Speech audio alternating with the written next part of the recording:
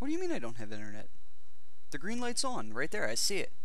I see it right— oh crap, I'm recording. As if I had a clutch on a magnum. Hello once again, awesome Battlefield community. Of course, I'm back with another video commentary, and it's going to be on the Scattergun. Of course, before I go over this video commentary slash review slash gameplay slash, I'm going to give a few shoutouts. The person to make the first comment on YouTube about this weapon for me making the video is Jacob Peter Holmes, and throwing a couple of fancy X's there to make his name a little bit more awesome. The next person gets a shout out for actually going out of their way to email me a fan letter and commenting on my Shodredux.net website. Their name is Being 2. Next person up on the shout out list actually sent me a private message on the Play4Free forums, and their name is Level Boss. Last and most certainly not least, this is a random shout out that actually goes to Let's Me 12. So, thank you guys very much for being awesome supporting fans and sending your messages and comments and fan mails and all that awesome stuff. But now, let's get to the video at hand, which of course is about the Scattergun. The Scattergun is essentially a double-barreled sawed-off shotgun. However, this shotgun is not used in the primary weapon slot, but rather the secondary sidearm slot, making this the first weapon available in Play4Free that isn't a pistol or revolver to be used as an alternate sidearm. The total amount of ammo the Scattergun has is 48, and the total ammo capacity is 2 shotgun shells, making this gun have the least amount of ammo capacity out of all the sidearms. Due to this, you are left with little room for error, so try to make your shots count, because the little over 5-second reload time is what's going to end up killing you.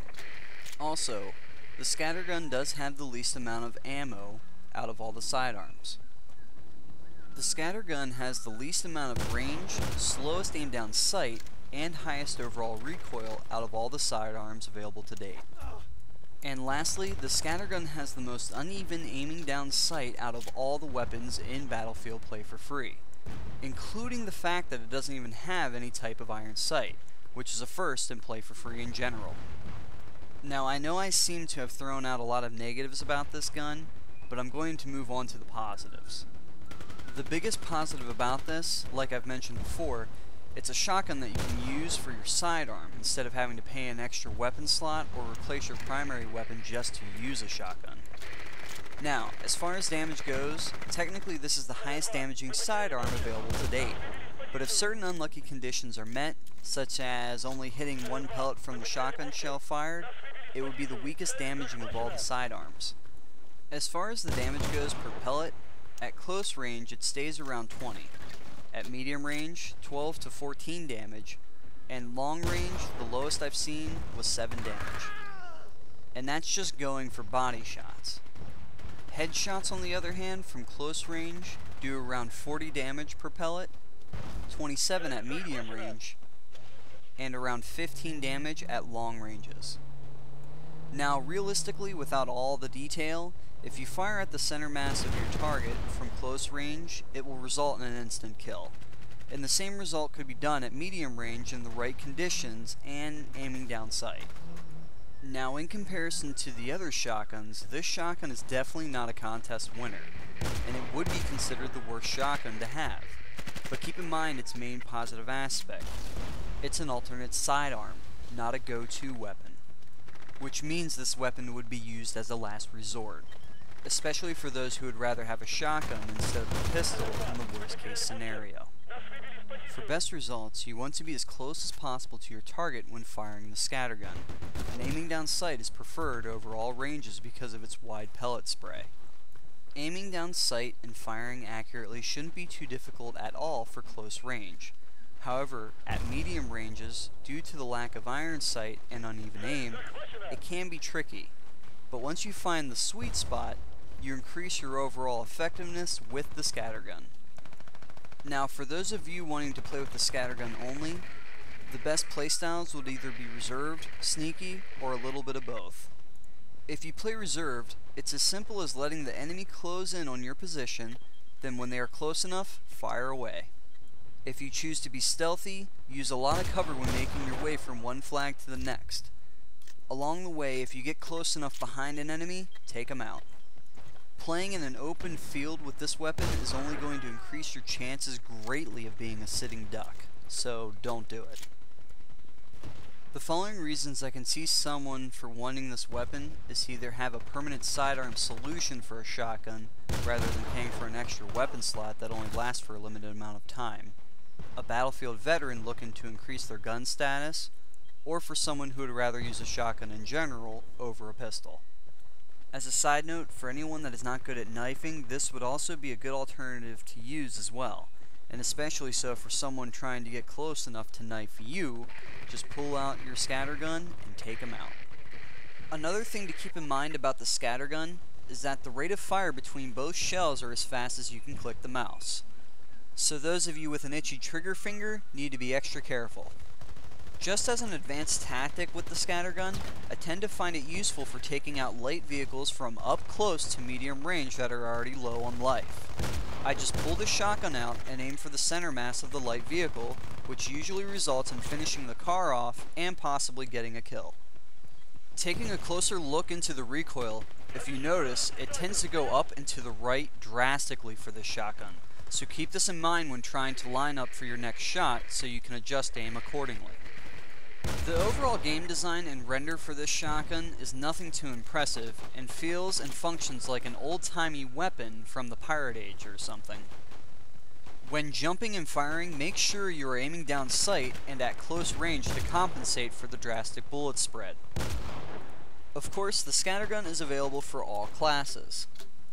But in this video in particular, I was using it for my recon class because I wanted to play the sneaky role while capturing flags.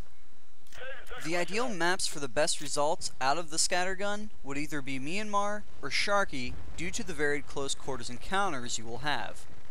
The scattergun definitely fits as a personal defense weapon and makes a great sidearm for a ground vehicle NG who may have people closing in to steal his ride while repairing it.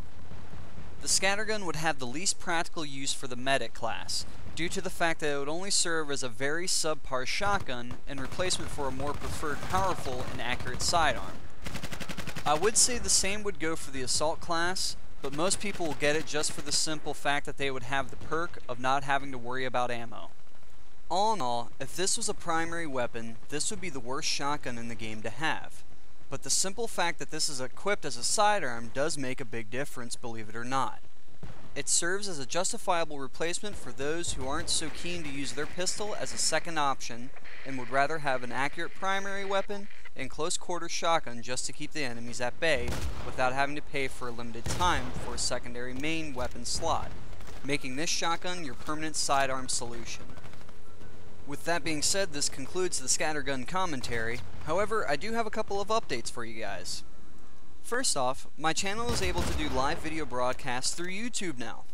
So to utilize this awesome feature to incorporate you guys with it, I'll be having an official live video broadcast this week of just me hanging out with you guys.